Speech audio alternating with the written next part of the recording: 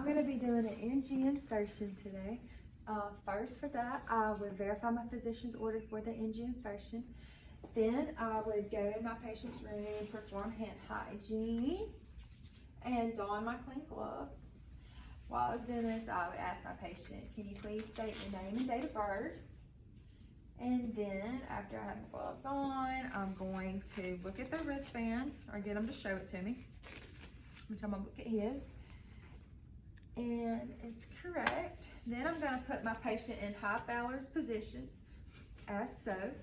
And then I'm going to take my bath towel and I'm going to position it right here.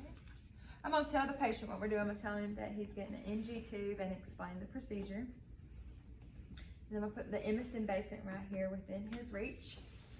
After that, I'm going to go over here, pull my table close to him. And then I'm going to open my NG. And then I got my lube. And I'm going to put my lube right there. I'm going to look at his nostrils for obstruction. Okay. And then I'm going to take the NG tube out. And I'm going to measure it. So I'm going to measure from the tip of the nose, back of the ear, and then down. And this is measuring about 49. So I'm going to mark that with some tape. The 49.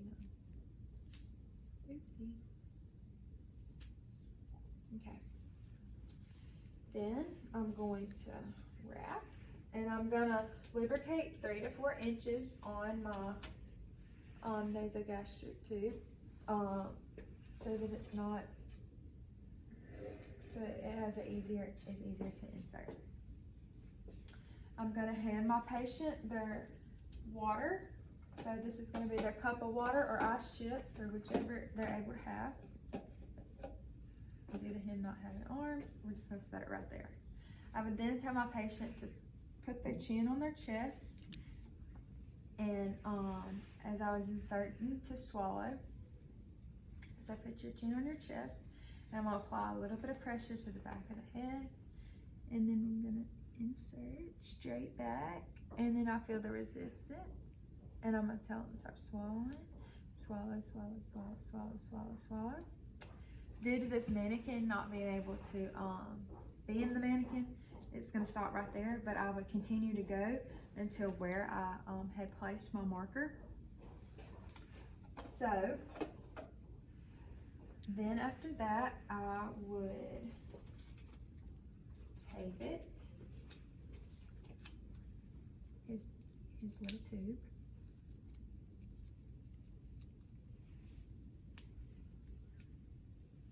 Just so that it can stay into place. And so we're checking the tube to make sure that it's in the correct place. I'm going to take my syringe, and I'm going to aspirate for the gastric contents. Okay. And then I'm going to check this. I'm going to take a pH strip, and this is going to represent my pH strip right here. And I'm going to check the pH.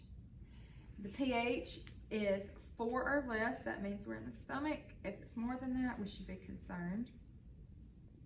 So I'm going to do that. Take this off. And this is not a pH strip anymore. This is now going to be where I temporarily secure this. And my patient's going to be going to x-ray. Patient goes to x-ray. Well, my patient's now back from x-ray.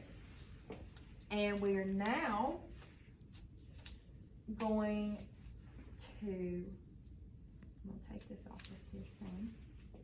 So my patient's back from the x-ray, and now I'm going to hook the tubing up to his BD or suction or whatever the physician is ordered for to be done to our patient. I'm going to hook it up, and then I'm going to take off my dirty gloves, throw them away, and I'm going to perform hand hygiene. and I'm going to document everything that I just did, including how big the tubing was, which nair it went in, and what the gastric contents looked like, and anything else that happened during, and how the patient tolerated the procedure. Anything else that happened during this procedure, I would also document.